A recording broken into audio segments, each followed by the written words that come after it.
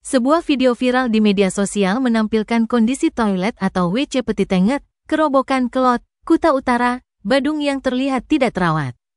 Warganet pun menyoroti fasilitas objek wisata yang kurang memadai padahal Badung punya anggaran puluhan triliun.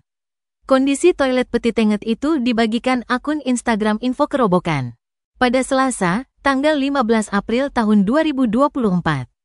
Dalam video terdengar suara perekam yang menyebutkan tentang kondisi WC Petitenget tersebut.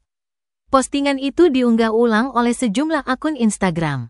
Sejumlah netizen pun menyoroti pemasukan Kabupaten Badung yang begitu besar dari pariwisata, namun fasilitas pariwisata justru terabaikan. Mereka juga mengajak masyarakat agar hal tersebut diviralkan sehingga cepat diperbaiki. Sebagian lagi mereka menyindir bahwa pendapatan Badung itu banyak yang nyasar. Bahkan banyak dibagikan ke daerah lain dalam bentuk bansos, hibah, atau bantuan keuangan khusus. Nah, bagaimana menurut kalian terkait video tersebut? Tulis di kolom komentar.